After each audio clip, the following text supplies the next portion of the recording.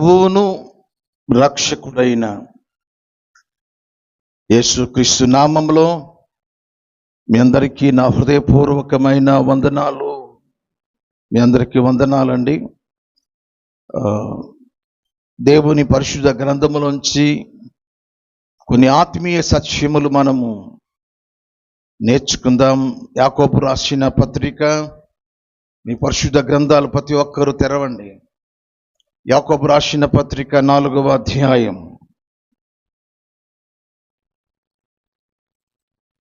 8వ వాక్యం చదవండి. దేవుని యొద్దకు రండి, అప్పుడు ఆయన మీ యొద్దకు వచ్చును. పాపులారా, మీ చేతులను శుభ్రము చేసుకొనుడి. ద్విమనస్కులారా, మీ హృదయములను పరిశుద్ధపరచుకొనుడి. దేవుని యొద్దకు రండి, అప్పుడు ఆయన మీ యొద్దకు వచ్చును. చాలామంది మందిరానికి వెళితేనా, ఇంటి దగ్గర లేడా దేవుడు? మందిరానికి వెళ్ళి పాట పాడాయి, మందిరానికి వెళ్ళి వాక్యం విని, మందిరానికి వెళ్ళి ప్రార్థిస్తేనా? ఇంటి దగ్గర ఓ పాట పాడుకొని బైబిల్ చదువుకొని ప్రార్థన చేసుకుంటే అది దేవుని ఆరాధన కదా అన్న దేవుని మందిరము అంటే అర్థం తెలియక, మందిరానికి ఎందుకు వెళ్ళాలో అది కూడా తెలియక, వెళితే ఎలా జీవించాలో అది తెలియక, మందిరాన్ని గురించి పూర్తి వివరణ చెప్పినా వినక మన ఆత్మీయ జీవితంలో చాలా చాలా చాలా కోల్పోతున్నాం. దేవుని యొద్దకు రండి అంటే మీరేమనుకుంటారు అంటే, ఎక్కడ ప్రార్థన చేస్తే అక్కడ ఉంటాడు కదా, కాబట్టి మందిరానికే వెళ్ళాలని అవసరం ఏముంది? ఇటువంటి ప్రశ్నలకు జవాబు వాక్యములో నుంచే మనం తెలుసుకోవాలి. సొంత మాటలు చదివింది ఎందుకురా నాయన నువ్వంటే, లేడా దేవుడు ఇంట్లో? అందుకు వాడు చదువుకుంది. ఎందుకు ప్రపంచంలో మందిరాలు కట్టబడ్డాయి?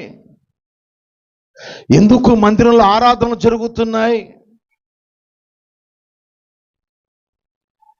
ఈరోజు మందిరానికి ఎందుకు వెళ్ళాలి? ఎప్పుడెప్పుడు వెళ్ళాలి? వీటికి జవాబు తెలియక చాలామంది ఇష్టం ఉంటే రావడం, వీలైతే రావడం, తర్వాత ఇళ్లలో కూర్చోవడం. వాళ్ళు ఇలా అన్నారే, ఆ మందిరం కాకుండా ఇంకొక మందిరానికి వెళ్ళడం.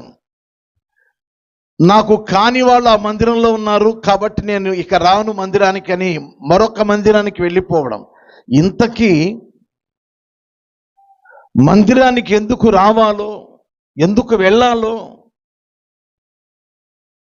తెలియని వారికి మీకు జవాబుగా ఈరోజు ఈ సందేశం. బైబిల్ లేఖనంలోంచి నిర్గమకాండం 25వ అధ్యాయం 8వ వాక్యం చదవండి. నేను వారిలో నివసించున్నట్లు దేవుడు కోరుకుంటున్నాడు. నేను వారి మధ్య నివసించాలి అంటే, వారిలో నివసించాలంటే నాకు ఒక పరిశుద్ధ స్థలమును నిర్మించాలి. అక్కడ పరిశుద్ధ స్థలం నిర్మించాలి అంటే మానవుని హృదయం అండి, లేకపోతే మా ఇల్లు అండి, ఇటువంటి అక్కడ అర్థాలు తేకండి. ఆ కింద ఉంది మందిరం అని. అక్కడ మందిరం యొక్క రూపాన్ని గురించి, మందిర నిర్మాణం గురించి కింద రాయబడ్డ ఇవేమి మీకు చెప్పట్లేదు. నేను వారిలో నివసించినట్లు నాకొక పరిశుద్ధ స్థలమును నిర్మించాలి. ఎందుకు మందిరము అంటే, దేవుని పిల్లలు అయిన వారు స్తుతించుకోవడానికి, ఆరాధించుకోవడానికి, ప్రార్థించుకోవడానికి భక్తులు కూడుకొని ఆ స్థలంలో నేను వచ్చి నివాసం చేస్తాను. నేను మందిరం అంటే 4 గోడలు అనుకోకండి. మందిరం అంటే భక్తులు కూడుకునే సమూహం. భక్తులు, దేవుని పిల్లలు, ఆయన స్వరక్తమిచ్చి సంపాదించిన ఆ సంఘం, దేవుని పిల్లలు కూడుకునే స్థలాన్ని మందిరము అంటారు. ఈరోజు ఎక్కడికి వచ్చావు? మీరు ఎక్కడికి వచ్చారు అంటే భక్తులు కూడుకునే స్థలానికి వచ్చారు. ఆ స్థలాన్ని దేవుడు కోరుకున్నాడు. కొంతమంది కుందేరులో మందిరం కడతారు, కాలవ కట్ట మీద మందిరం కడతారు. అది అక్రమం. ఆ స్థలం ఎవరిది?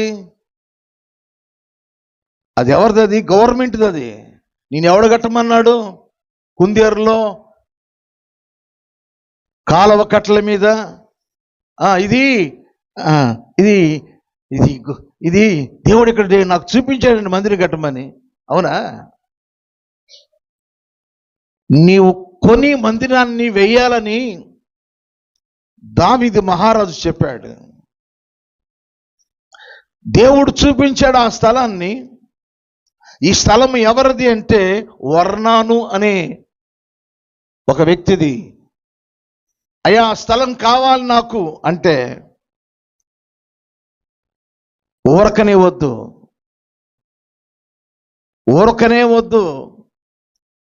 వెల ఇచ్చి నేను కొనుక్కొని దేవుని మందిరానికి నేను అడుగుతున్నాను. వెల కట్టి స్థలం కొని మందిరం కట్టాలి. అది దేవుని అనుమతి అయితే, దేవుని చిత్తము అయితే.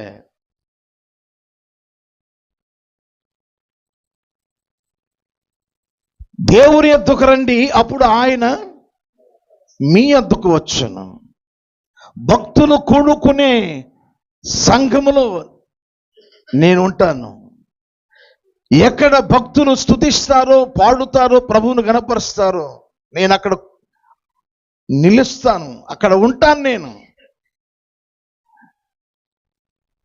అయితే మందిరానికి వచ్చేటప్పుడు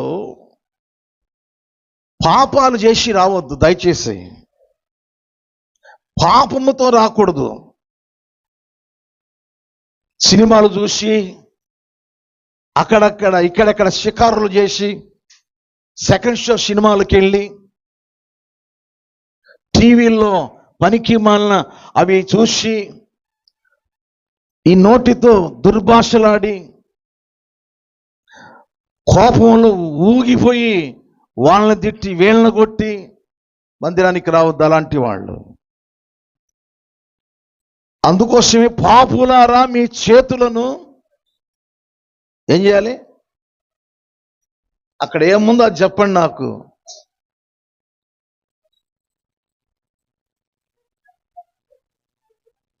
శుభ్రం చేసుకోండి. మీ చేతులతో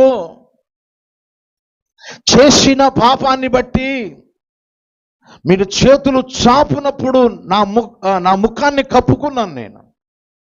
మీ చేతుల్లో రక్తం ఉంది, పాపం ఉంది. యెషయా గ్రంథంలో ఉంది ఆ మాట. 1వ అధ్యాయం 15వ వాక్యంలో ఉంది. మీరు చేతులు చాపునప్పుడు నేను మిమ్మల్ని చూడక నా కనులతో కప్పుకుంటాను. ఆ తర్వాత తన కింద వచ్చిన నాళ్ళల్లో మీ చేతులను మీరు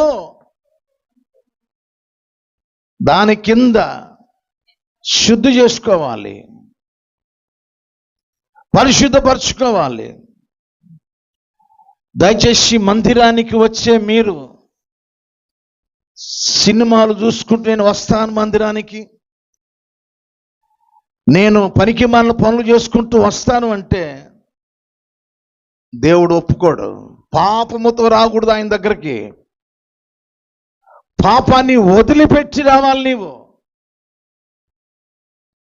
ఈరోజు దేవుని యొద్దకు రండి, అప్పుడు ఆయన మీ యొద్దకు వచ్చును. మీ దగ్గరికి రావాలంటే, మీతో ఆయన నివాసం చేయాలంటే దేవుని దగ్గరికి వచ్చే విధానం నేను చెప్తాను. ఎలా రావాలి, ఏ రీతిగా రావాలి అనేది మీకు నేను చెప్తాను. ఎబ్రీయులకు రాసిన పత్రిక 11వ అధ్యాయం 5వ వాక్యం 6వ వాక్యం చదవండి. విశ్వాసమును బట్టి హానోకు మరణమును చూడకుండున్నట్లు కనుపోబడెను. అతడు కొనిపోబడక మునుపు దేవునికి ఇష్టడుగా బతికాడు. దేవునికి ఇష్టంగా రండి ప్రియులారా. దేవునికి ఇష్టంగా వచ్చేవారు ఆతృతతో వాక్యం వింటారు. దేవునికి ఇష్టంగా ఉండేవారు ఆసక్తితో వచ్చి కూర్చుంటారు. వచ్చే దానిలో ఆసక్తి చూపుతారు. పాటలు పాడే విషయంలో ఆసక్తి చూపిస్తారు. వాక్యం వినే విషయంలో ఆసక్తి చూపిస్తారు. అన్ని విషయములలో వారు ఆసక్తి కనుపరుస్తారు. అతడు దేవునికి ఇష్టడుగా జీవించాడు. ఆ తర్వాత వచ్చిన చదవండి. విశ్వాసము లేకుండగా దేవునికి ఇష్టలుగా ఉండుట అసాధ్యం. దేవుని యొద్దకు వచ్చువాడు ఆయన ఉన్నాడు అని తన్ను వెదుకువారికి ఫలము దయచేయు వాడని నమ్మాలి కదా. కాబట్టి ఆయనకి ఇష్టలుగా మనము రావాలి దేవుని సన్నిధికి. ఆయనకి ఇష్టలుగా మీరు ఇక్కడ దేవుణ్ణి స్తుతించాలి, ప్రార్థించాలి, దేవుని గణపరచాలి. అతడు కొనిపోబడక మునుపు హానోకు ఎలా ఉన్నాడట? దేవునికి ఇష్టడుగా జీవించాడు. విశ్వాసము లేకుండగా ఎవడు కూడా దేవునికి ఇష్టడుగా జీవించుట అసాధ్యం. విశ్వాసము అనేది మన జీవితంలో ఉన్నప్పుడు దేవునికి ఇష్టలుగా మనం జీవించగలుగుతాం. విశ్వాసంతో జీవించాలి. బయట ఎవరితో మాట్లాడాలో, బయట ఎవరితో ఎకిలిగా నవ్వాలో, సరసాలు ఆడాలో, మరదల పిల్ల కదా అని రక్షణ పొందిన కొంతమంది మామ వరుస కలిగిన వారు, రక్షణ పొందిన బుద్ధి లేని మాటలు,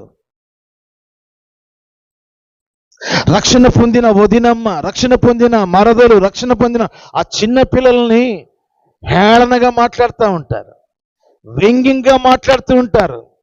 మీరు ఏం రక్షణ పొందినట్టు? ఆ చిన్న పిల్లల్ని పట్టుకొని ఆ కోడలో వరుస అవుతుంది ఆ చిన్నపిల్ల, ఇక భయంకరంగా మాట్లాడతారు. రక్షణ పొందిన తర్వాత దేవునికి ఇష్టలుగా జీవించడం మనం ఎక్కడ తప్పిపోకూడదు. దేవునికి ఇష్టలుగా జీవించడం తప్పిపోకూడదు. క్రమశిక్షణలో మనం ఎదగాలి. దేవుని శిక్షలోను దేవుని బోధలో మనం చిన్నప్పటి నుంచి పెరగాలి. దేవుని క్రమశిక్షణలో దేవుని బోధలో జీవించకపోతే ఆదివారం అనే ఆ దినం కూడా నీకు ఎలా కనబడుతుంది అంటే వ్యంగ్యంగా కనబడుతుంది. అపహాస్యే. మందిరానికి వెళితేనా దేవుడు? ఇక్కడ లేడా? ఇక్కడ ప్రార్థన చేస్తే ఇక్కడ ఉండడా? పొలంలో ప్రార్థన చేస్తే పొలాల్లో అక్కడ రాడా నా దగ్గరికి? శుద్ధమైన చుట్టం కదా నువ్వు, వస్తాడు. ఇది వాళ్ళకు ఊహించి భక్తి చేస్తూ ఉంటారు. వాళ్ళు ఊహించినట్టుగా భక్తి చేస్తారు. అక్కడ ఏముండదు బైబిల్లో, వీళ్ళ ఊహల్లో భక్తి చేస్తూ ఉంటారు. అలా రాడు. నా యొద్దకు రండి, ముందు నేను నివసించే స్థలం భక్తులు కూడుకునే సమూహంలో ఉంటాను. నేను నా యొద్దకు వచ్చున్నప్పుడు మీ చేతుల్లో ఏమేమి నేరాలు చేశారో, ఏమేమి తప్పుడు పనులు చేశారో వాటిని శుద్ధి చేసుకురావాలి. దేవుని ఎందుకు వచ్చువాడు దేవుడు ఉన్నాడని, వచ్చు వారికి ప్రతిఫలము దయచేయబడని నమ్మి రావాలి. నా ప్రియమైన దేవుని పిల్లల ఒక 2 మాటలు మీకు నేను చూపిస్తాను. చూడండి, ఎబ్రిల్ రాసిన పత్రిక 10వ అధ్యాయం 19-20 వాక్యాలు మనం చదివినప్పుడు, సహోదరులారా, యేసు మన కొరకు ప్రతిష్ఠించిన మార్గం అనగా నూతనమైనది, జీవము గలది, ఆయన శరీరము అను తెర ద్వారా ఏర్పరచబడినది.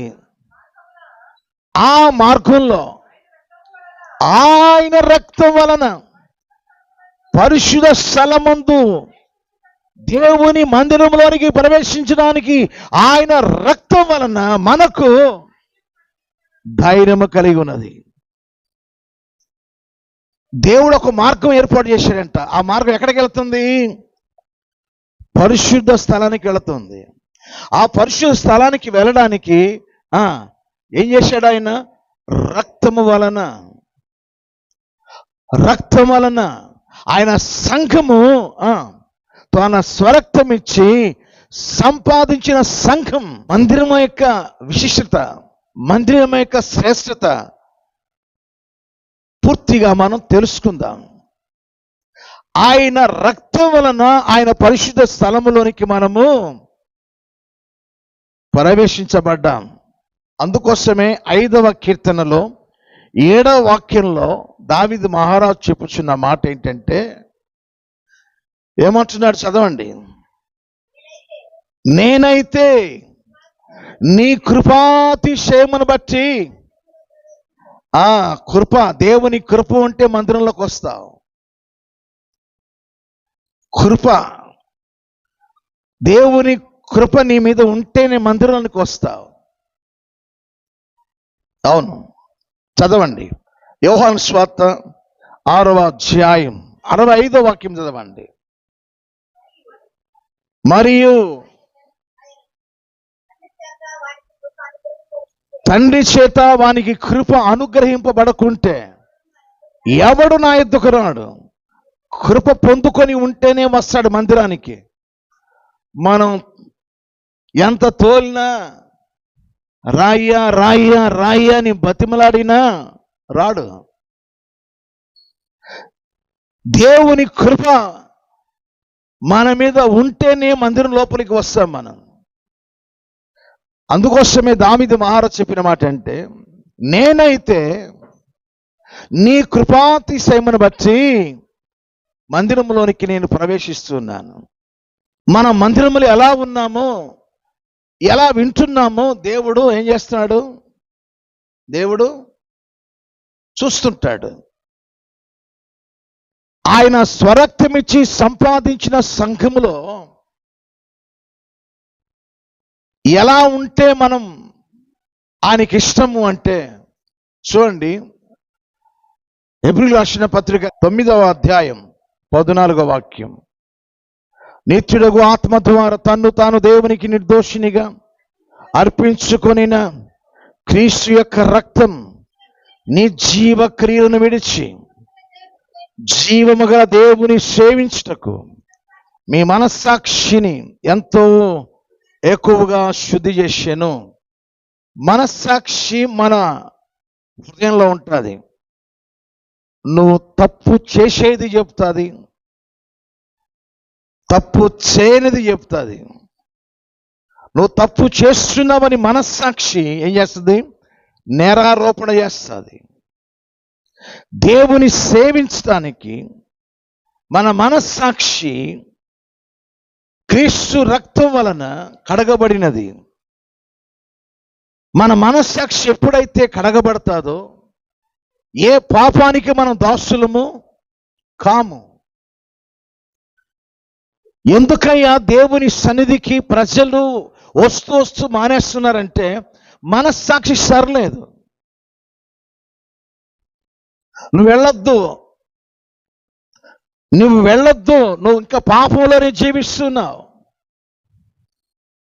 బాప్తిసం తీసుకున్నావు కానీ నువ్వు సరిగా లేవు, కాలు ఎక్కనివ్వదు, దేవుని సన్నిధికి రానివ్వదు.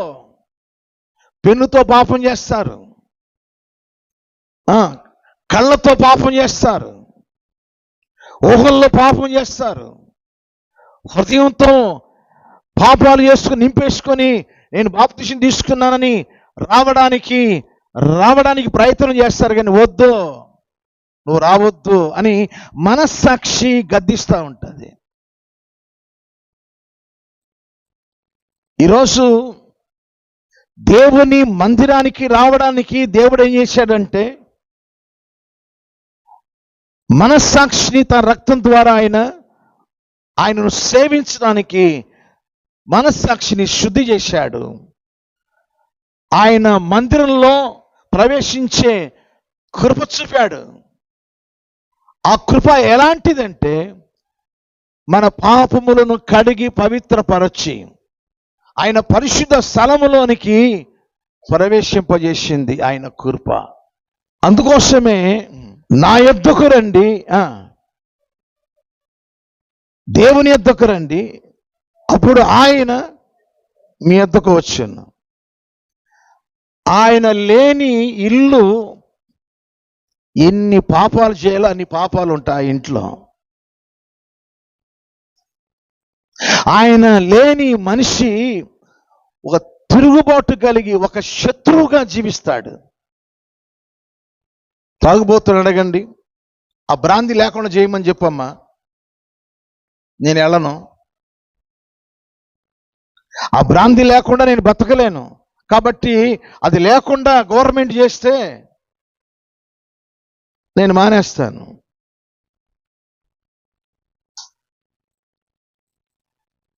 అంటే తను కిడ్నీలు పాడైపోయినా, గుండె పాడైపోయినా, లివర్ పాడైపోయినా ఏం మాటలు వస్తున్నాయి? అది లేకుండా అది ఉండాలి, నువ్వు మానుకోవాలి, అప్పుడు నువ్వు మారినట్టు. చాలా మంది తిరుగుబాటు కలిగి జీవిస్తూ ఉంటారు. దేవుడు ఎక్కడైనా ఉంటాడు, దేవుడు ఎక్కడికి రమ్మంటే వస్తాడు. నీ సర్వెంట్ కదా ఆయన. అమ్మా రాత్రిపూట ప్రార్థన చేస్తారు, ఏమని? అయ్యా అయ్యా రాత్రి అంతా కావులుగా అయ్యా. ఎవరు కాసేది?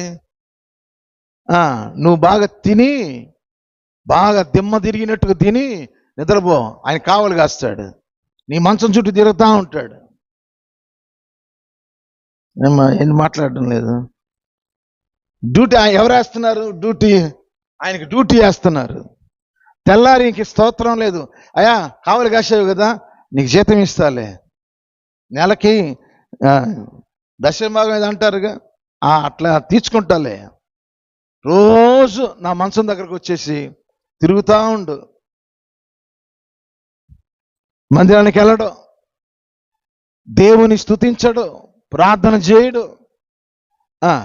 ప్రతి ఒక్కరికి వచ్చే ప్రార్థన ఏంటంటే, నువ్వు కావలిగా అయ్యా.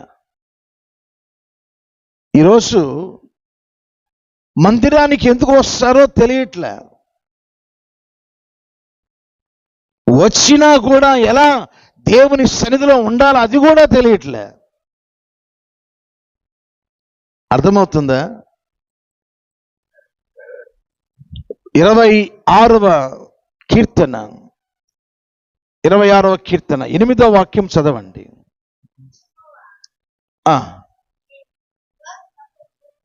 యెహోవా నీ యొక్క మందిర నివాసములు నీ తేజో మహిమ నిలుచు. దేవుని సన్నిధి, దేవుని మందిరములో దేవుని తేజస్సు నిలిచే స్థలం అది, దేవుని మహిమ నిలిచే స్థలం అది, దేవుడు నిలిచే స్థలం. ఆ స్థలంలో నువ్వు జాగ్రత్తగా ఉండాలి. ప్రసంగి గ్రంథం 5వ అధ్యాయం 1వ వాక్యంలో, నీవు దేవుని మందిరానికి పోవునప్పుడు నీ ప్రవర్తన జాగ్రత్తగా ఉండాలి. ఎలా ఉండాలి నీ ప్రవర్తన? జాగ్రత్తగా ఉండాలి నీ ప్రవర్తన. ఎక్కడ? ఎక్కడ? మందిరంలో. మందిరంలో నీ ప్రవర్తన జాగ్రత్తగా ఉండాలి. అజాగ్రత్తగా ఉంటే ప్రమాదం ఉంది అనే కదా దాని అర్థం. చాలా మంది చదువుకున్న వాళ్ళకి, చదువు లేని వాళ్ళకి మందిరం గురించిన విషయాలు తెలియక వాళ్ళు ఇష్టానుసారంగా వస్తారు, పోతారు. వాళ్ళు ఇష్టానుసారంగా వింటారు. ఆ విన్నది ఎలా వింటారో సరిగా వినక మరోలా మాట్లాడుతూ పోతా ఉంటారు. ఈరోజు మందిరం తనకి ఇష్టంగా కట్టుకున్నాడు. భక్తులు నివసించి నన్ను ఆరాధించడానికి నేను వారి మధ్యలో నివసించినట్లు పరిశుద్ధ స్థలమును నిర్మించాలి. ప్రత్యక్షపు గుడారం ఉండేది, డేరా ఉండేది, మందసం అందులో ఉండేది. దేవుని శకిన మేఘం, దేవుని తేజస్సు ఆ స్థలంలో నిలిచేది. అది ఎప్పుడైతే కదులుతుందో అప్పుడు వీళ్ళు యాత్ర చేసేవారు. మందిరాన్ని గురించిన వివరణ మనకు సరిగా అర్థమవ్వాలి. సమూయేలు 2వ గ్రంథం 7వ అధ్యాయం 13వ వాక్యంలో అతడు నా కొరకు మందిరాన్ని కట్టిస్తాడు అంటే సొలొమోను నా కొరకు మందిరం కడతాడు, అతని సింహాసనాన్ని నేను నిత్యం నిలుపుతానని దేవుని యొక్క వాగ్దానం అక్కడ ఉంది. మందిరము కట్టి పూర్తయిన తర్వాత ప్రజలు యెహోవా దయాళుడు, ఆయన కృప నిరంతరం ముందుగా కానీ ఎలుగెత్తి దేవుని స్తోత్రాలు చెల్లిస్తున్నప్పుడు, దేవుని మహిమ ఆ మందిరం మీదకి వచ్చినప్పుడు వారు చూడలేకపోయారట ఆ మహిమను. మందిరము అంటే దయచేసి సరిగా అవగాహన నీకు వచ్చి ఉంటేనే జాగ్రత్తగా ఉంటావు. ఇంట్లో కూర్చోతే సరిపోద్దులే, మందిరానికే వెళ్ళాలనా? ఇంటి దగ్గర దేవుడు లేడా? వీళ్ళు బాప్తిసం పొందినవారే, లోకస్తులు కాదు. ఈరోజు మన ఆత్మీయ జీవితంలో సరిచేయబడకపోతే మార్గం తప్పిపోతాం మనం. వారు మేము నడిచిన మార్గము సరి అయినదే అనుకుని నడుస్తారట. ఆ మార్గం ఎక్కడికి వెళ్తుందట? మరణానికి తీసుకెళ్ళిపోతుంది. మేము చేసే భక్తి కరెక్టేను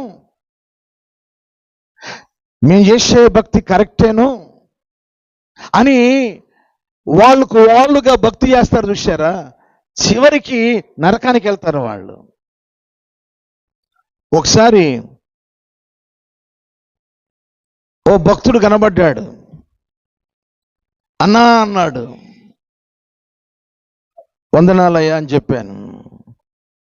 మందిరం మానేశానన్నా అన్నాడు. అదేంది అన్నా నేను. ఏందన్నా? నేను నా భార్య నా పిల్లలు కలిసి ఆదివారాన్న సాపేసుకొని చక్కగా 2-3 పాటలు పాడుకుంటున్నాం, అందరం వాక్యం చదువుకుంటున్నాం, చక్కగా ప్రార్థన చేసుకుంటున్నాం. మందిరానికి వెళ్ళాలని బైబిల్ ఎక్కడుందన్నా? మందిరానికి వెళ్ళాలని ఎక్కడుంది అసలు? మనమే మందిరం కదా. మనము దేవుని మందిరం అయితే మన ఇల్లు కూడా మందిరమే కదా. ఇట్లాంటి మాటలు మాట్లాడుతూ టైం వేస్ట్ చేస్తున్నాడు. ఇక ఆపు, నేను చెప్పేది కూడా విను.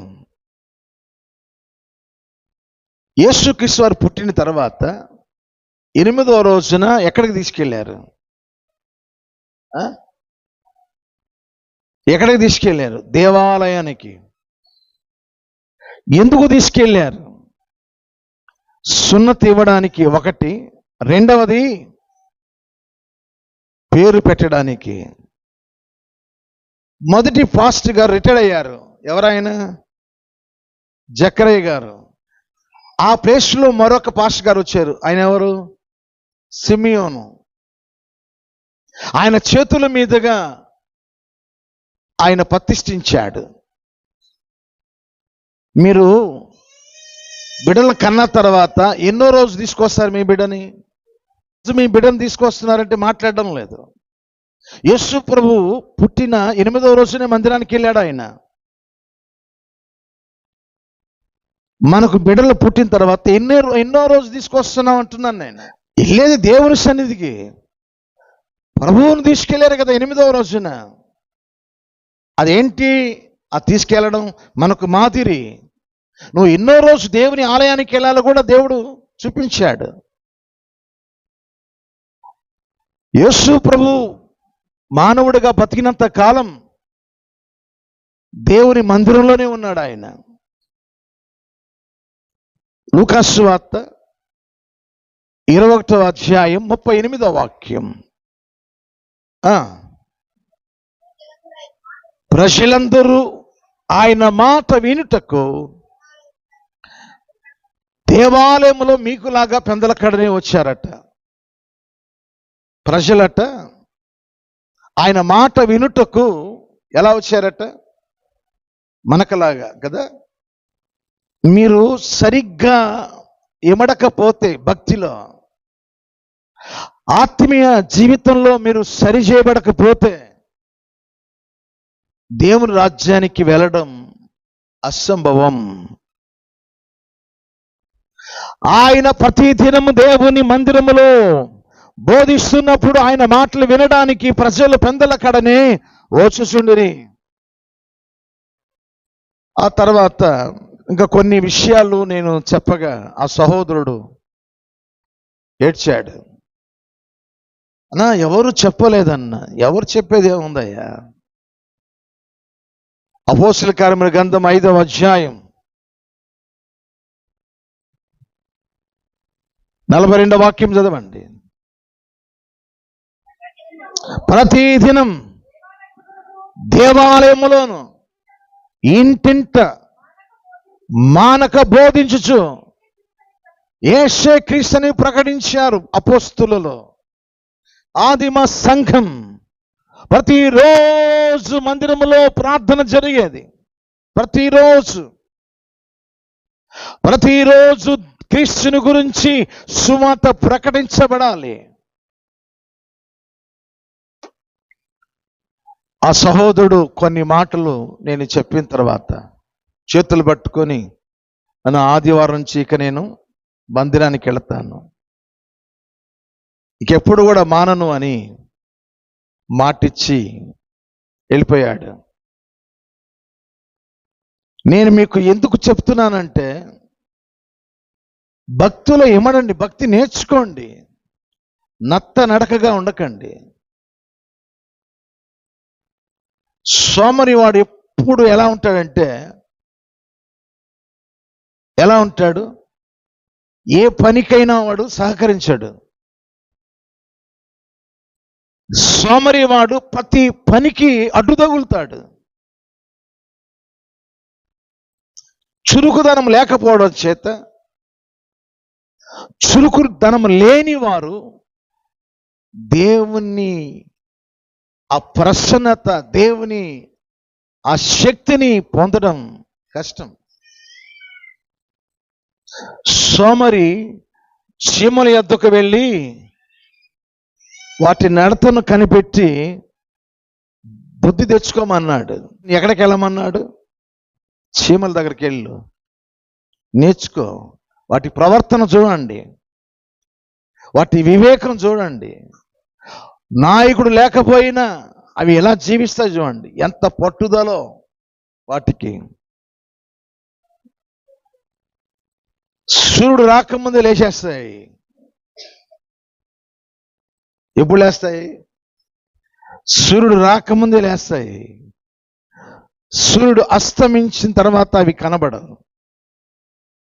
వేసవి కాలంలో ఆహారం కోసం అవి ఆహార నిశ్చలు పనిచేస్తాయి. దేవుని పని చేసే విషయంలో మనము చురుకుదనం కలిగి ఉండాలి. ఎవరికి జ్ఞానం కలుగుతుంది? దైవ జ్ఞానం, దైవభక్తి ఎవరికి కలుగుతుందంటే ఎవరు చురుకుగా ఉంటే వారికి అబ్బుద్ది. ఈరోజు దేవుని యొద్దకు రండి, అప్పుడు ఆయన మీ యొద్దకు వచ్చును. ఎన్నో వచనం అది మీరు చదివింది? 8వ వచనం. యాకోబు రాసిన పత్రిక 4వ అధ్యాయం 8వ వచనం. 10వ వచనం చదవండి. చదవండి. ప్రభు దృష్టికి మిమ్మల్ని మీరు తగ్గించుకొని ఉండండి, అప్పుడు ఆయన మిమ్మును హెచ్చించును. నీవు ఆఫీసర్ అయినా, ప్రొఫెసర్ అయినా, లెక్చరర్ అయినా, టీచర్ అయినా, హెడ్ మిస్సెస్ అయినా, హెడ్ మాస్టర్ అయినా, లేకపోతే ఒక డిపార్ట్మెంటు హెడ్గా ఉన్నా, మిమ్మల్ని మీరు తగ్గించుకోవాలి. దేవుని దగ్గరకు వచ్చేటప్పుడు మిమ్మల్ని మీరు తగ్గించుకోవాలి. అప్పుడు ఆయన మిమ్మల్ని హెచ్చిస్తాడు. మందిరం అంటే కొంతమందికి ఆశామాషిగా ఉంటుంది. దేవుని సేవకులన్న కొంతమంది తక్కువ చేసి మాట్లాడుతూ ఉంటారు. ఈరోజు దేవుని యొద్దకు రండి అంటే దేవుని కృప పొందుకున్న మనము మనస్సాక్షిని శుద్ధి చేయబడి మన పాప శాపం నుండి ఆయన రక్తం ద్వారా పరిశుద్ధపరచబడి కృపాతిశయమును బట్టి ఆయన మందిరంలోనికి మనము ప్రవేశించబడ్డాం. 69వ కీర్తన 9వ వాక్యం. నీ ఇంటిని గూర్చిన ఆసక్తి నన్ను భక్షిస్తుంది. నిద్ర పట్టదు. రేపు ఆదివారం నిద్ర పట్టదు. ప్రిపరేషన్ ఎలా ఉండాలి? నేను పెందలకని లేవాలి, అందరికంటే ముందెళ్ళాలి, గంభీరంగా దేవుని స్తుతించాలి, గంభీరంగా ప్రభువును గణపరచాలి, ప్రభువును మహిమపరచాలి, ప్రభువును స్తుతించాలి. రేపు ఆదివారం అయితే ఈరోజు ఊరి ప్రయాణం. యేసేవ ఏమైపోయాడు? ఆశీర్వాదం పొందగోరి కన్నీళ్ళే మిగిల్చుకున్నాడు. తనకిచ్చిన అవకాశం అంతా కూడా వ్యభిచారానికి, త్రాగుడుకు ఉపయోగించుకున్నాడు. ఆశీర్వాదం పొందగోరడానికి ఆ సమయం దేవుడు ఇవ్వలేకపోయాడు. ఆదివారం నీకు ఫంక్షన్ ముఖ్యమా? ఆదివారం ముందు రాత్రి నిద్రపోకుండా వేకున లేచి నేను ముందుగా వెళ్ళాలన్న తపన నీకు ఉండాలి. నీ జీవితంలో ఎప్పుడైనా 7 గంటల ఆరాధన అయితే 6:30కి వచ్చిన ఆ అనుభవం నీకుందా? సరే, రావాలని ఏమన్నా ఆశపడుతున్నావా? తప్పకుండా వెళ్ళాలి అనుకుంటున్నావా? నీ ఇంటిని గురించిన ఆసక్తి నన్ను భక్షిస్తుంది. ఎప్పుడు చూసిన దేవుని మందిరాన్ని గురించిన ఆలోచన విశ్వాసులకు వస్తుంది. నేను వెళ్ళి కొంతసేపు మందిరంలో గడపాలి. మీరు చూడండి, సమూయేలు మొదటి గ్రంథం అక్కడ 9, 10 ఆ వచనాల్లో చదివినప్పుడు హన్న ఒక్కటే మందిరంలో ఏడుస్తూ ప్రార్థిస్తుంది. దేనికోసం? గొడ్రాలన్నారట. దేనికోసం? హీనంగా మాట్లాడారట. దేనికోసం? సంతానం లేదని, మంచి కార్యాలకు అవకాశం ఇవ్వకుండా వారు రానివ్వట్లేదట. ఆమె మనోదుఃఖంతో ఏడ్చుకుంటూ మందిరములో దేవుని సన్నిధిలో ఏం చేసింది? ప్రార్థన చేసింది. 24వ వాక్యం చూడండి, ఏం జరుగుతుంది అక్కడ? పాలు మానిపించిన తర్వాత అంటే బిడ్డ బుట్టేసినట్టే కదా. ఆమె ప్రార్థన దేవుని మందిరంలో ఇంటికాడ చేసుకోవచ్చు కదా. మీ మాటలే మందిరానికి వెళ్ళాలన్నా ఇంటి దగ్గర ప్రార్థన చేసుకోకూడదు? దేవుడు అక్కడ వినడా? ఇవి ఎక్కడికి వచ్చింది? దేవుని మందిరానికి వచ్చి ప్రార్థిస్తుంది. ఆమె బిడ్డ కావాలని ప్రార్థించింది. ఆ 24వ వాక్యంలో పాలు మానిపించిన తర్వాత ఆ బిడ్డను ప్రతిష్ఠ చేసి ఆ మందిరంలో వదిలిపెట్టి ఇంటికి వెళ్ళిపోయింది. సమూయేలు 2వ గ్రంథం 21వ వాక్యం చదవండి, చదవాలి. యెహోవా అన్నాను దర్శింపక ఆమె గర్భవతి అయి 3 కుమారులను 2 కుమార్తెలను కనెను. అయితే బాలుడగు సమూయేలు యెహోవా సన్నిధిలో ఎదుగుతూ ఉన్నాడు. మీరు ఎప్పుడైనా నా పెద్ద బిడ్డను సేవకు వదిలేస్తానని ఎప్పుడైనా మీరు నా బిడ్డను సేవకి ఇయ్యాలని అనుకుంటున్నారా? చాలా మంది పాలేరుకు అప్పగించారు, బిడ్డలను పాలేరుతనానికి అప్పగించారు. ఆ ఇంట్లో పనిచేసి బతుకోవడానికి, ఈ ఇంట్లో పనిచేసి బతకడానికి. దేవుని పనిలో మన బిడ్డను మనం అప్పగించగలుగుతున్నాం. హన్న ఏం చేసింది?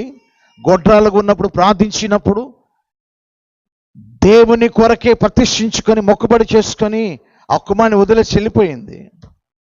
ఎంతమంది పుట్టారు? 5 పుట్టారు. 3 కుమారులు. ఆ ఇల్లు ఎలా ఉంది ఇప్పుడు? ఎవరెవరైతే గొడ్రాలు అన్నారో వాళ్ళ ముఖాలు చూడాలి. ఇప్పుడు చాలా మంది అసహించుకుంటారు, హీనంగా మాట్లాడతారు. అలాంటి వాళ్ళ ముఖాలు ఇప్పుడు ఎలా ఉండి ఉంటాయి? సిగ్గుపడేటట్టు చేస్తాడు దేవుడు. దేవుని మీద విశ్వాసంతో మనం బతికితే సమృద్ధి దీవెనలతో మనం నింపుతాడు. దేవుని మందిరానికి దేవుడు రమ్మన్నాడు. మనం ఎన్నో విషయాలు చూస్తాం ప్రియులారా. దినవృత్తాంతముల 2వ గ్రంథం 7వ అధ్యాయం 14వ వాక్యంలో, ఇదిగో నేను కోరుకున్న మందిరం ఇదే, నేను ఇక్కడే నేను నా కనుదృష్టిని ఉంచి ఉన్నాను. ఎవరైతే ఈ మందిరం నుండి ప్రార్థన చేస్తారో వారి ప్రార్థనలు వింటాను. నేను కోరుకున్న మందిరం, నేను ఏర్పాటు చేసుకున్న మందిరం, నాకు ఇష్టమైన మందిరం ఇదే. మందిరాన్ని చులకనగా చూసి ఎలా అంటే అలాగూ నీవు భక్తి చేయకూడదు. నీ భక్తిలో క్లారిటీ ఉండాలి. దేనికైనా ఏ వస్తువుకైనా 3 రకాలు ఉంటుంది: first quality, second quality, third quality. మనం ఏ క్వాలిటీ కొంటాం? నేనైతే ఫస్ట్ క్వాలిటీ కొంటాను. నేను ఏ వస్తువు కొన్నా టాప్ ఉండాలి. ఎందుకంటే నువ్వు చీప్ క్వాలిటీ కొన్నావు అనుకో, అది తొందరగా పోతుంది, మళ్ళీ దాన్ని కొంటాం, మళ్ళీ పోతుంది, మళ్ళీ కొంటాం. నేను చూశాను, ఫస్ట్ది కొన్నాను చూసా, అంత ఖర్చు అయిపోద్ది. అదే నేను కొన్న ఫస్ట్ క్వాలిటీది చెక్కు చెదరదు. ఈలోపు ఈ నాసి రకాన్ని కొని తిప్పలు పడతా ఉంటారు. దాని మీద పోదు వీళ్ళకి దృష్టి. ఎప్పుడైనా సరే మేలిమిగా ఉండాలి మన భక్తి జీవితం. అందరికంటే నేను భక్తి శక్తివంతంగా నేను భక్తి చేయాలి. ఏలెత్తి చూపేటట్టుగా ఉండకూడదు.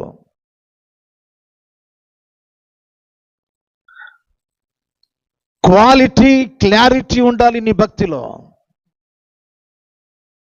మందిరానికి మనం వెళుతున్నామంటే మందిరంలో దేవుడిచ్చే ఆశీర్వాదాలు మనం సమృద్ధిగా పొందుకురావాలి. మందిరానికి నేను నీ కృపాతిశయమును బట్టి నేను ప్రవేశిస్తున్నానయ్యా. మందిరానికి వెళ్ళిన వారు ఎలా తయారవుతారు? మందిరానికి వెళ్ళిన తర్వాత ఎలా తయారవుతారో చాలా విషయాలు మనకు బైబిల్లో ఉన్నాయి. చూడండి ప్రియులారా, 1-2 విషయాలు మీకు నేను చెప్పాలని ఆశపడుచు ఉన్నాను. 93వ కీర్తన 5వ వాక్యం, దేవా నీ శాసనములు ఎన్నడను తప్పిపోవు. యెహోవా ఎన్నటెన్నటికి పరిశుద్ధతే నీ మందిరమునకు అనుకూలం. దేవుని మందిరానికి వస్తే పరిశుద్ధమైన పవిత్రమైన జీవితము నీకు దొరుకుతుంది.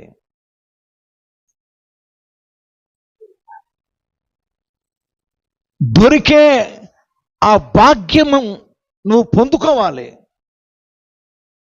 అయ్యా నన్ను కడుగు దేవా, నాకు శుద్ధ హృదయం కావాలయ్యా, నన్ను పవిత్రపరచు, నన్ను పరిశుద్ధపరచు. మందిరాలలోకి మనం వెళ్ళగానే పవిత్రమైన పరిశుద్ధమైన జీవితం దొరుకుతుంది. సెకండ్, మత్తయి సువార్త 21వ అధ్యాయం 14వ వాక్యం. దేవుని స్వస్థత జరుగుతుంది. మందిరంలోనికి వచ్చిన ప్రతి ఒక్కరిని యేసు ప్రభువు వారు ఏం చేశారు? స్వస్థపరిచాడు. వారి ఏ సమస్య వారికి ఉన్నదో, ఏ అనారోగ్యం వారికి ఉన్నదో దేవుడు వారిని బాగు చేశాడు. అది మందిరంలో జరిగిన విషయం.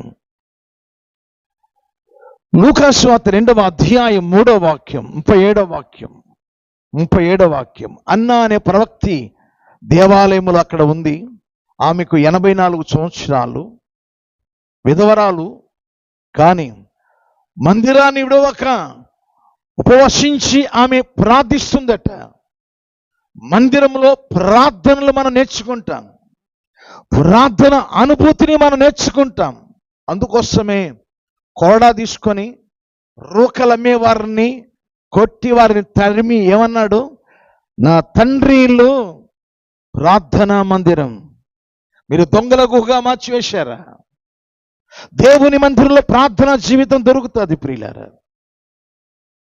ఆ తర్వాత ఇంకా కొన్ని విషయాలు. 84వ కీర్తన 2వ వాక్యం. నీ మందిర ఆవరణమును చూచుటకు నా హృదయము నా శరీరము కేకలు, ఆనందంతో కేకలు వేయుచున్నది. 4వ వాక్యం. నీ మందిరమందు నివసించువారు ధన్యులు. 10వ వాక్యం. నీ ఆవరణములు, నీ మందిర ఆవరణములు ఒక్క దినము గడుపుట 1000 దినముల కంటే శ్రేష్టం. భక్తిహీనులతో నివసించుట కంటే దేవుని మందిర ద్వారం దగ్గర కూర్చొని ఆయన మాటలు వినడం నాకిష్టం. మందిరాన్ని గురించిన సరైన అవగాహన మనకు రావాలి. ఆయన మందిరం లోపల జరిగే కార్యాలు ఇంకా చాలా ఉన్నాయి ప్రియులారా, చాలా ఉన్నాయి. అన్నీ చెప్పడానికి సమయం చాలదు. లూకా సువార్త 24వ అధ్యాయం 53వ వాక్యంలో యేసు ప్రభువారు చనిపోయి తిరిగి లేచిన తర్వాత శిష్యులకు ఆయన ప్రత్యక్షమై ఆయన చెప్పిన మాట ఏంటంటే, వారు శిష్యులు ఎడతెగక దేవాలయంలో ఉండి దేవుని స్తోత్రాలు చెప్పి దేవుని ఆరాధించుకున్నారు. ఎడతెగక దేవుని మందిరములో, దేవుని ఆలయంలో ఎడతెగక ఏం చేశారట? వాళ్ళు శిష్యులు స్తోత్రాలు చెల్లిస్తున్నారట. మనం దేవుని సన్నిధిలో ఎప్పుడు మందిరానికి వెళ్ళాలన్న తృష్ణ ఉండాలి, మీకు ఆకాంక్ష ఉండాలి, ఆతృత ఉండాలి. చూడండి, హిజ్కియా రాజు, దావీదు రాజు, ఈ ఇద్దరు రాజులు దేవుని మందిరం యొక్క విలువ వారు తెలుసుకొని 122వ కీర్తన 1వ వాక్యం మీరు చదివినప్పుడు, యెహోవా మందిరమునకు పోవుదుమని జనులు నాతో అనినప్పుడు నేను సంతోషించి తిని. మరి ఆయన తన దేశపు ప్రజలకు ఆ మాట పలికేటట్టుగా నేర్పించాడు. కారణం ఏంటంటే 23వ కీర్తనలో 6వ వాక్యంలో మీరు చూస్తే, చిరకాలం యెహోవా మందిరములో నేను నివాసం చేస్తాను. మీరు ఎప్పుడైనా సరే ఒంటరిగా మందిరానికి వచ్చి ప్రార్థన చేసుకున్నారా? ఇంపులోకి నేను వచ్చేసాను ప్రియులారా. మందిరానికి రాకుండా జీవితంలో వాక్యాలు ఇళ్ళ దగ్గర కూర్చొని వింటూ అది చాలు, మందిరానికి వెళ్ళాల్సిన పని లేదు అని ఒకవేళ మీరు ఇళ్ళ దగ్గర కూర్చొని అలా వింటూ కూర్చున్నారు అనుకోండి, మందిరానికి వెళ్ళకుండా. మీ జీవితంలో మందిరం వెళ్ళని జీవితం ఉంటే మీకు పెద్ద ప్రమాదం పొంచి ఉంది. పెద్ద ప్రమాదం పొంచి ఉంది. మందిరం ఇక్కడ కట్టబడి రండి అని దేవుడు పిలిచినప్పుడు నువ్వు రాకుండా ఇంటి దగ్గరే మూర్ఖంగా నువ్వు కూర్చున్నావంటే నీకు దేవుడు ఎంత శిక్ష పెట్టాడో చెప్తాను. ఎంత శిక్ష పెట్టాడో చెప్తాను. సామెతల గ్రంథం 5వ అధ్యాయం 11వ వాక్యం. తుదకు నీ మాంసమును నీ శరీరమును క్షీణించినప్పుడు అయ్యో. అంటే ఉపదేశం ఎక్కడ వినబడుతుంది? మందిరంలో వినబడుతుంది. నీ ఉపదేశం వినడానికి నేను వెళ్ళలేదు. ఎట్లు నేను తృణీకరించి తిని నా బోధకుల మాట నేను వినకపోతిని, నా ఉపదేశకులకు నేను చెవి పెట్టలేదు. నేను సమాజ సంఘం మధ్య ఉండిన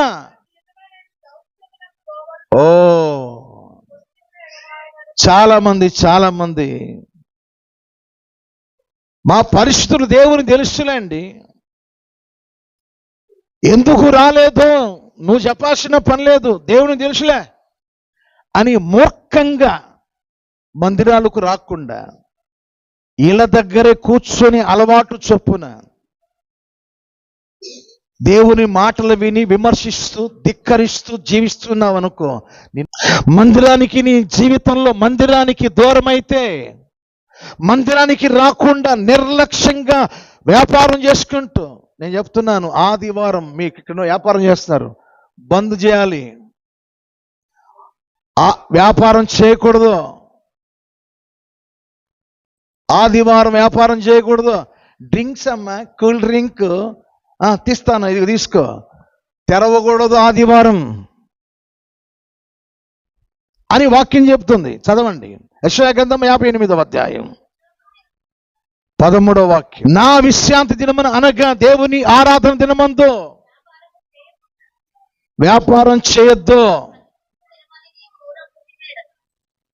అది ప్రతిష్ఠ దినము, నువ్వు ఊరకనే ఉండాలి.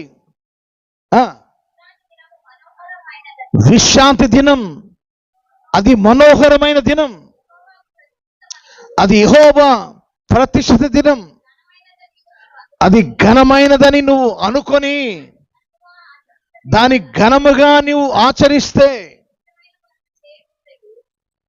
నీకిష్టమని ఏ పని చేయకూడదు, వ్యాపారం చేయకూడదు, లోకపు వార్తలు చెప్పుకోకూడదు. అప్పుడు నిన్ను ఉన్నతమైన స్థితికి నేను ఆశీర్వదిస్తాను, ఉన్నత స్థితికి నేను మిమ్మల్ని తీసుకెళ్తాను. నేను నా మందిరాన్ని ఆ రీతిగా మీరు భావిస్తే, అది మనోహరమైన దినముగా, ప్రతిష్ఠిత దినముగా, ఘనమైనది నువ్వు ఎంచితే నేను ఉన్నత స్థితికి నేను నిన్ను తీసుకెళ్తాను. నేను వ్యాపారం చేయొద్దు. చాలా మంది మందిరం అయిన తర్వాత పనులకు వెళ్తున్నారు. మందిరంకి వెళ్ళిన తర్వాత ఇళ్లలో పనులు చేయించుకుంటున్నారు. ఏ పని చేయకూడదు. ఆదివారమున ఏ పని చేయకూడదు, అన్ని బంద్ చేయాలి.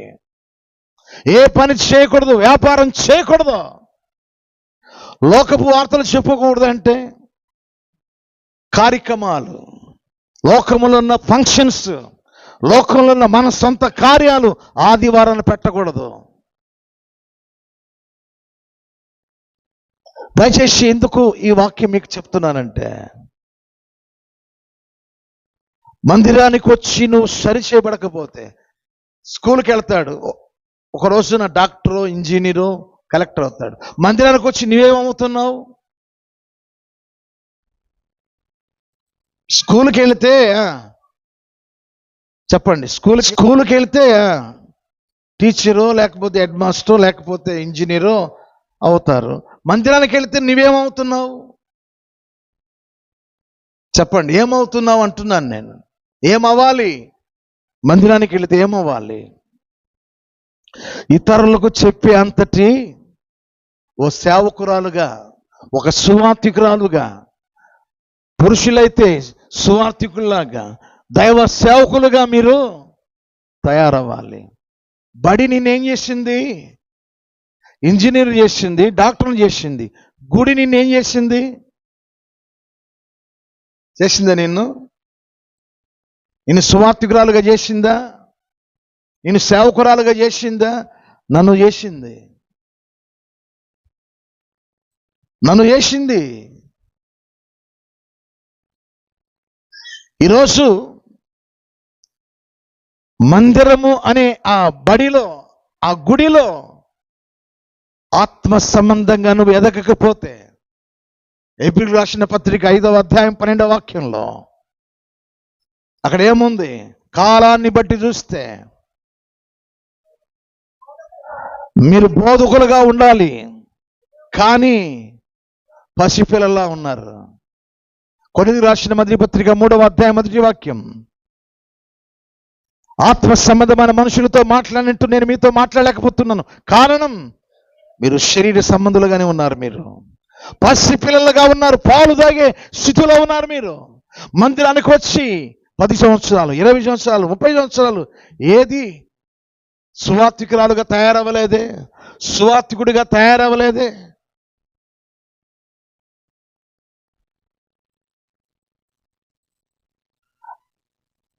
ఈరోజు మనం సరిచేయబడదాం. మందిరంలో దేవుడు దాచిపెట్టిన గొప్ప ఆశీర్వచనం ఏమిటి అంటే, నిన్ను ట్రైనప్ చేసి ఇక్కడ నిన్ను ఎలా తయారు చేస్తుందంటే, పరిపూర్ణంగా సేవకుడిగా కాకపోతే నువ్వు సువార్థికుడిగా అయినా అయి ఉండాలి, సువార్థికురాలైనా అయి ఉండాలి. 10 సంవత్సరాల నుంచి వచ్చావు, ఎవరికైనా కరపత్రాలు ఇవ్వగలిగావా? ఎవరికైనా సువార్త చెప్పగలిగావా? ఎవరినైనా దేవుని మందిరానికి నడిపించగలిగావా? ఎందుకు నీ సీనియారిటీ? ఏమి లాభం? 20 సంవత్సరాలు వచ్చి ప్రయోజనం ఏమిటి? అందుకోసమే జీవితంలో మందిర అనుభవం నిన్ను సువార్థికురాలుగా, సేవకునిగా చేస్తుంది. మందిరానికి నీ జీవితంలో, మందిరము ఎన్నడూ వెళ్ళని జీవితం ఉంటే ఏమవుతావు కూడా లేఖనం చెప్పేసి ఉంది. జాగ్రత్త. మందిరం ఉండగా, నీ కళ్ళ ఎదుట మందిరం ఉండగా, నీ కళ్ళ ఎదుట దైవజనులు ఉండగా, ఆ మందిరములో దేవుణ్ణి ఎంతగా ఆరాధించి స్తుతించాలో, స్వరక్తం ఇచ్చి సంపాదించిన ఆయన సంఘములో నీవు ఆరాధించి ప్రభువును గణపరచాలి. నీవు దేవా, నీవు నా కొరకు నాయన ఒక ఆత్మీయ తండ్రిని అప్పగించావు. ఆత్మ సంబంధమైన మందిరంలో నేను ఎదగడానికి కృప చూపావు. దేవా, నీ మందిరములో నేను నాయన ఆశ కలిగి, ఆసక్తి కలిగి దేవా నీ పరిచర్యలో కొనసాగుతాను. నీ ప్రియమైన బిడ్డగా జీవిస్తాను. చూశారా ప్రియులరా, నీ ఇంటిని గురించిన ఆసక్తి నన్ను భక్షిస్తుంది. మందిరాన్ని గురించిన ఆలోచన నీకు ఉండాలి, నీ ఇంటిని గురించి కాదు. నీ జీవితంలో దేవుని ఇంటిని గురించిన ఆలోచనలు ఎప్పుడు ఉండాలి.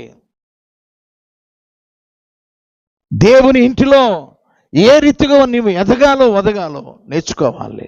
ఆయన మందిరములో నాటబడిన చెట్టులాగా నీవు ఫలించాలి. ముసలి ప్రాయంలో కూడా నీవు పచ్చగా ఉంటావు, అనేకులకు దీవెనకరంగా ఉంటావు. ఎక్కడ? మందిరములో నాటబడిన చెట్టులా ఉండాలి నీవు. ఒక ఖర్జూర వృక్షపులాగా నీతిమంతుల స్వాస్థ్యంలోకి నువ్వు బహుగా మందిరములో నాటబడిన చెట్టు అనుభవం ఏ రీతిగా ఉంటుందో, ఆయన మహిమను ప్రసిద్ధి చేయనట్లు, ఆయన మహిమను ప్రకటించినట్లు నువ్వు వర్ధిల్లాలి. మందిరానికి వెళ్ళని అనుభవం చాలా మందికి, ఒకవేళ ఉంటే వాళ్ళకి చెప్పండి. మందిరానికి వెళ్ళకపోతే పరిస్థితి ఇది. మందిరానికి వెళదాం పదాన్ని అందరిని మందిరానికి నడిపించాలి. దైవ సన్నిధిలో వాళ్ళని కూర్చోబెట్టాలి. దేవుని మందిరానికి మనం రావాలి. మందిరానికి వస్తే ఆ మందిరపు క్రమశిక్షణ, మందిరపు ఆశీర్వాదాలు నువ్వు అనుభవిస్తే చివరికి ఆ ఒక్క మాట చెప్పి నేను ప్రార్థన చేస్తాను. ప్రకటన గ్రంథం 21వ అధ్యాయం 22వ వాక్యం.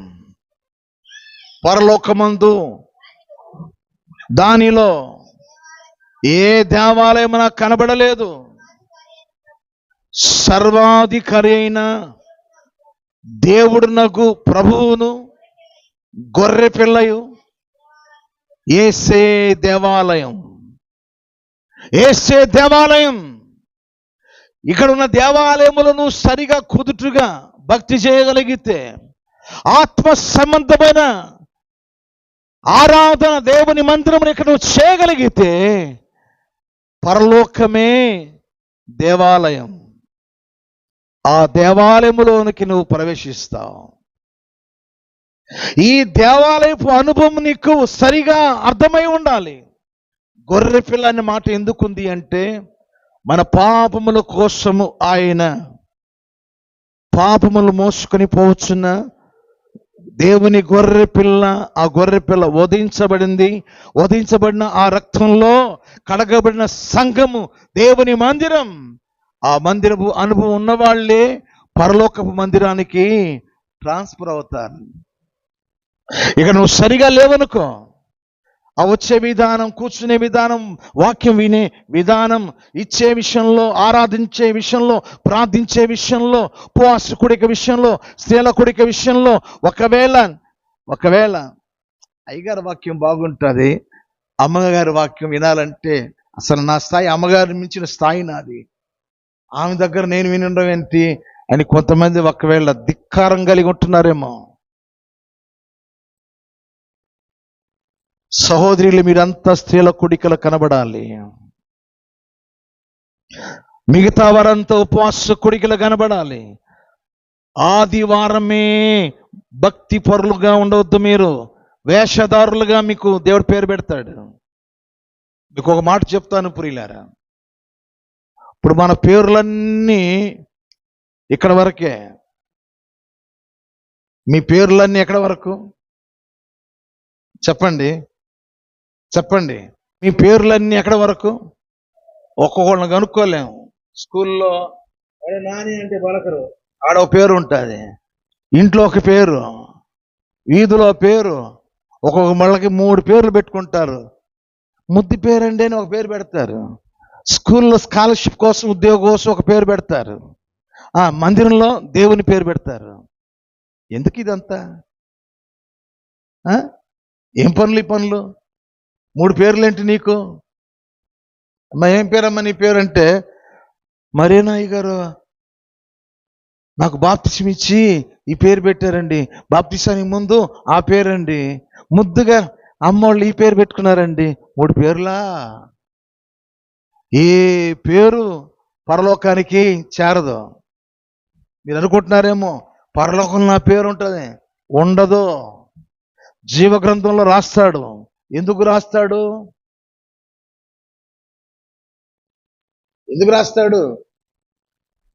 ఎందుకు రాస్తాడంటే తీర్పు చెప్పడానికి. తీర్పు చెప్పిన తర్వాత మహిమలోకి వెళ్ళిపోతావు. అక్కడ మహిమలోకి వెళ్ళినప్పుడు నీ శరీరం మార్చబడుతుంది, నీ స్థితి మార్చబడుతుంది. నీ చేతి ఒక తెల్లరాయిని ఇస్తాడు. ఆ తెల్లరాయి మీద నీకు మాత్రమే తెలుసు ఒక కొత్త పేరు ఆయన పెట్టుకుంటాడు. కొత్త పేరు. ఆయన కొత్త పేరు పెడతాడు పరలోకంలో. ఆ పేరును అక్కడ పిలుస్తాడు. ఆ పేర్లు ఆయనకు తెలుసు. ఇక్కడ పేర్లన్నీ కొట్టివేయబడిపోతాయి. జీవ గ్రంథంలో ఎందుకు రాసుకుంటాడంటే తీర్పు కోసం. రక్షణ పొందిన పిల్లలు భూలోకంలో ఇలా జీవించారు. ఆ పేర్లు జీవ గ్రంథంలో ఎందుకుంటాయంటే పరలోకానికి వెళ్ళక మునుపు మిమ్మల్ని మహిమలోనికి తీసుకెళ్ళాలి. మిమ్మలను క్షయమైన శరీరం నుండి అక్షయతలోనికి, మత్స్యమైన శరీరం నుండి అమర్త్యతలోకి మిమ్మల్ని తీసుకెళ్ళాలి. అప్పుడు మీ చేతికి దేవుడు ఓ తెల్లని రాయి ఇస్తాడు. ఆ తెల్లని రాయి మీద నీకు మాత్రమే తెలుసు ఆ కొత్త పేరు. ఆ పేరుతో దేవుడు పిలుస్తాడు. ఏమైనా నీ 3 పేర్లు?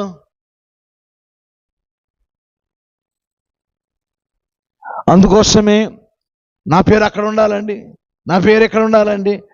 దేనికయ్యా నీ పేరు? దేనికి నీ పేరు? అన్ని దేవుడు కొట్టేస్తాడు. పరలోక రాజ్యమే మందిరమట, పరలోకమే దేవాలయమట. ఈ దేవాలయాన్ని బట్టి ఆ దేవాలయంలోకి నువ్వు వెళ్ళగలుగుతావు. ఈ దేవాలయం నీకు సరిగా అర్థం కాకపోతే అక్కడికి మనం చేరుకోలేము. ఈరోజైనా నువ్వు సరిచేయబడు. ఆత్మీయంగా ఆయన సన్నిధిలో ఆరాధించే భాగ్యం దేవుని కృపతో దేవుడు మనకిచ్చినాడు. దేవా, ఏ నిమిషం కూడా నేను పోగొట్టుకున్నాయ్యా. 7 గంటల నుండి 9:30 గంటల వరకు అయ్యా నీ మందిరంలో పడిపోతానయ్యా. ఇంకా అరగంట ముందే వచ్చి నేను ప్రార్థనలో గడుపుతానయ్యా. ఆ స్థితికి మీరు చేరాలి. ఆ స్థితికి ఎప్పుడైతే మీరు చేరుతారో అప్పుడు తొలి అడుగేసినట్టు మీరు, అప్పుడు భక్తిలో మీరు తొలి అడుగేసినట్టు. దేవా నీ మందిరాన్ని నేను చాలా చులకనగా ఎంచానయ్యా. నా ఇష్టంగా నేను వచ్చానయ్యా. అయ్యా అతి కష్టం మీద వచ్చానయ్యా. దైవ సేవకులు చెప్పినా నేను వినలేదయ్యా. అయ్యా నీ మందిరమే పరలోకం అయ్యా. పరలోకానికి ప్రతిబింబం ఇది. పరలోకానికి ప్రతిబింబం. ఆయన తన ఇంటిగా దీనికి పేరు పెట్టుకున్నాడు. ఇది ఆయన ఇల్లు, నా తండ్రి కట్టిన ఇల్లు. ఇది దొంగల గుహగా మార్చకండి. ఈరోజు ప్రభువా నీ కొరకు నేను సాక్షిగా జీవిస్తానని ప్రభు సన్నిధిలో ప్రార్థన చేసుకోండి. ప్రార్థన చేసుకుందాం. తలలు వంచండి, కళ్ళు మూయండి. ప్రార్థన చేసుకుందాం. తలలు వంచండి, కళ్ళు మూయండి. ప్రార్థనలో కొద్దిసేపు కనిపెడదాం, కొద్దిసేపు ప్రార్థన చేసుకుందాం.